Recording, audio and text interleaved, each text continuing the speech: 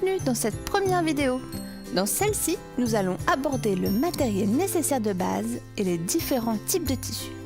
Car pour faire un travail de qualité, il faut être bien équipé. Alors, avant de démarrer tout projet, vous aurez besoin d'une machine à coudre. Choisissez-la pratique, fonctionnelle et robuste.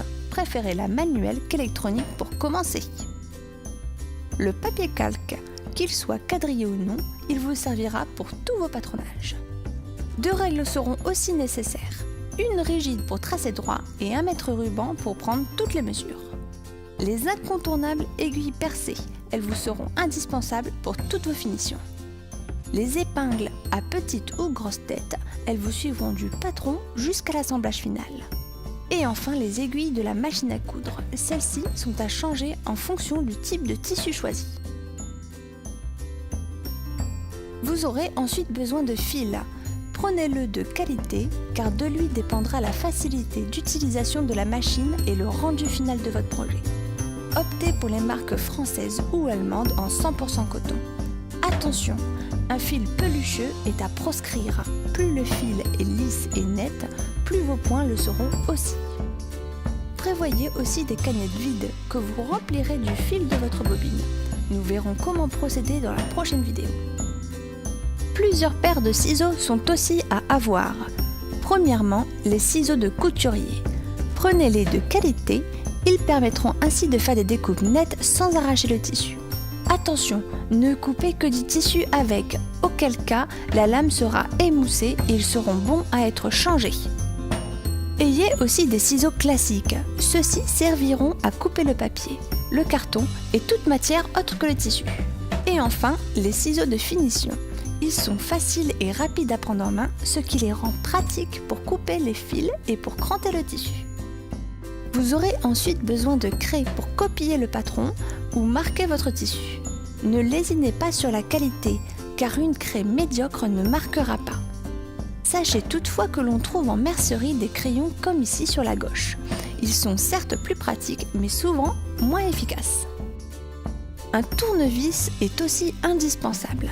Il vous permettra de subvenir à tout l'aspect mécanique de votre machine, mais il pourra aussi vous venir en aide dans bien des situations lors de vos projets de conception. Le dé à coudre, ce n'est pas le plus agréable à porter, mais il vous évitera bien des blessures lors de vos finitions manuelles. Et pour finir, un déco-vite peut intégrer votre matériel de base. Il n'est pas indispensable, mais il vous facilitera la tâche lorsque vous devrez découdre votre tissu. Soyez toutefois prudent avec cet outil. Il est très pratique, mais il peut vite déraper et entamer votre tissu.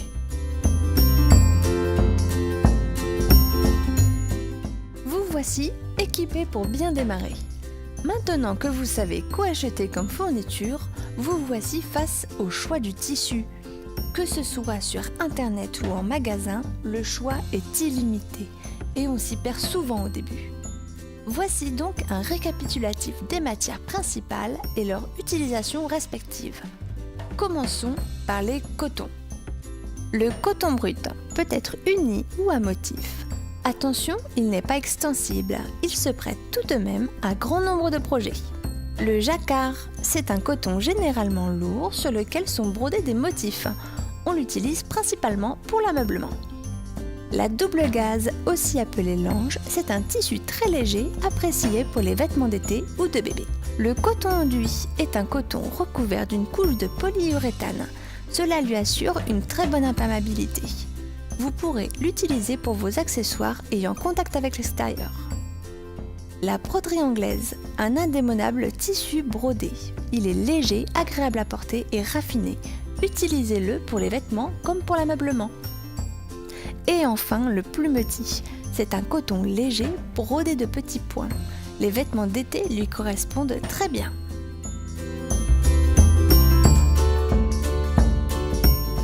Le jean et le cuir.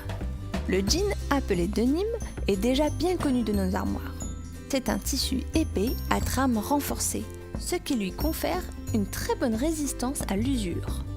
Le cuir, quant à lui, peut être véritable ou simili. On l'utilise principalement en maroquinerie.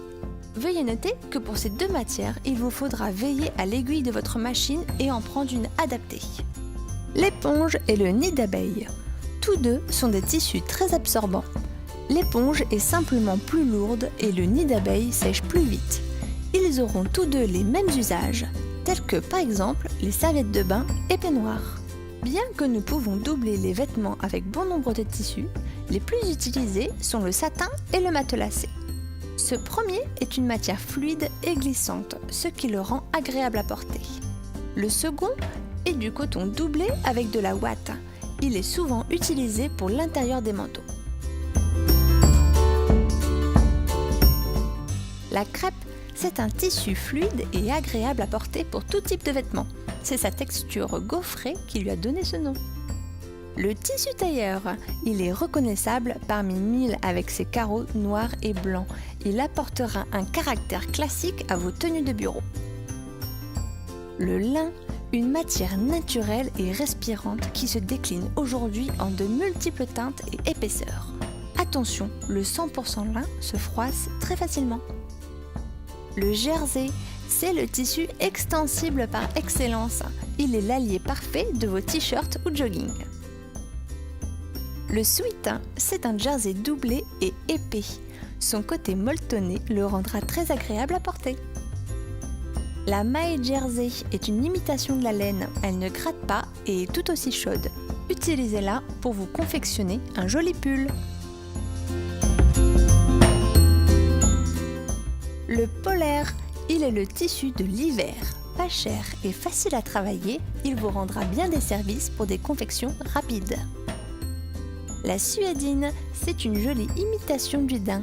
Elle est épaisse et fluide, ce qui la rend accessible pour un grand nombre de vêtements. Le velours, souvenir de nos photos de jeunesse, il revient aujourd'hui à la mode. Vous pourrez l'utiliser tant pour la confection de vêtements que pour l'ameublement. Le minky, c'est le tissu des doudous. Il est facile à travailler et donne une touche de fun à vos projets. La laine, elle est douce et lourde. Elle apportera une grande élégance à vos manteaux. Et enfin, la laine bouillie. Elle est tout simplement de la laine qui a été feutrée. C'est ce qui lui donne ce côté un peu brouillon. Ce procédé la rend jusqu'à 2 fois plus lourde que la laine classique. Mais que ce soit l'une ou l'autre, elle garde les mêmes utilisations.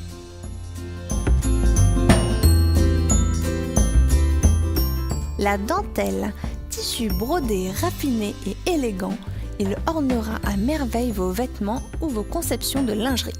Le tulle, une résille avec ou sans paillettes qui fera son plus bel effet pour toutes sortes de costumes ou d'accessoirisation. Le tissu à sequins, en robe complète ou par petites touches, ce tissu égaiera toutes vos créations. Attention cependant, il est très délicat à coudre, alors préférez une couture à la main. La fourrure. Les imitations étant très réalistes de nos jours, choisissez-la toujours synthétique. Elle fera particulièrement sensation pour vos manteaux d'hiver. Le tweed, c'est un tissu lourd et original venu d'Écosse. Par ses couleurs et son tissage atypique, il rehaussera vos projets les plus ambitieux. La soie, elle est la plus respirante des matières. Elle est douce, fluide et délicate. Elle apportera ainsi toute son élégance à vos nuisettes et vos foulards. Vous savez désormais comment vous équiper et quels sont les différents types de tissus choisir. Dans la prochaine vidéo, l'utilisation de la machine à coudre et ses accessoires attenants n'auront plus de secret pour vous. Merci d'avoir suivi cette vidéo et à bientôt!